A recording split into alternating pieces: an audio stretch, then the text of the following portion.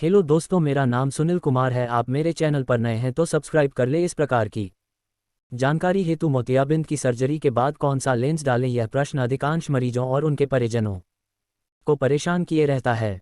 आधुनिक चिकित्सा विज्ञान बहुत तेजी से प्रगति कर रहा है। कई किस्म के लेंस बाजार में उपलब्ध हैं। आप अपनी ज़रूरत के मुताबिक अपने लेंस का चयन अपने नेत्र रोग विशेषज्ञ की सलाह से लें। मोतियाबिंद के ऑपरेशन के बाद कौन सा लेंस सर्वोत्तम है?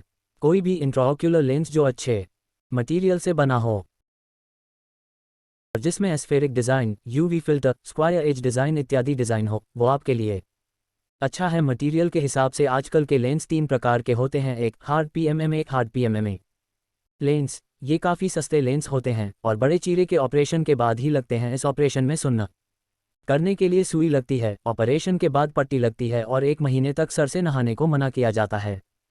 कैंप ऑपरेशन में ज़्यादातर इन्हीं लेंसों का प्रयोग होता है। L2 foldable hydrophilic acrylic lens.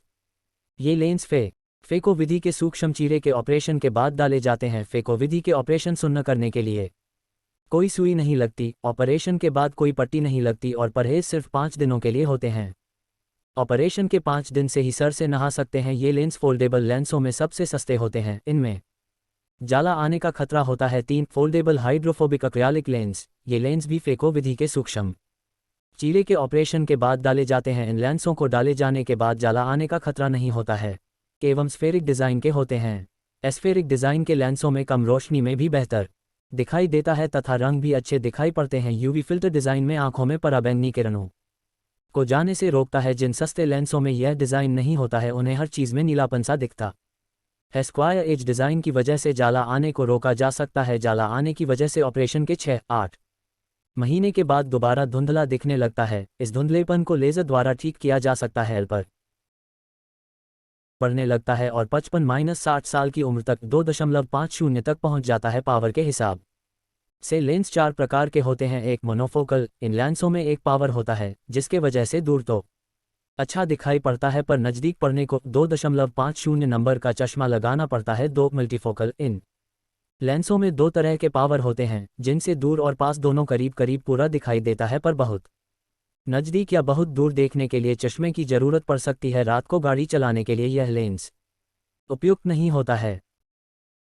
क्योंकि उनको रात में ज़्यादा चमक दिखाई पड़ता है। 3 EDOF extended depth of focus. इस तकनीक के लेंस में रात में गाड़ी चलाने में कोई चमक नहीं होती और अखबार में छपे अधिकतर साइज के अक्षर बिना चश्मे के दिखाई देते हैं। बहुत छोटे अक्षर देखने के लिए चश्मे की ज़रूरत पड़ सकती है।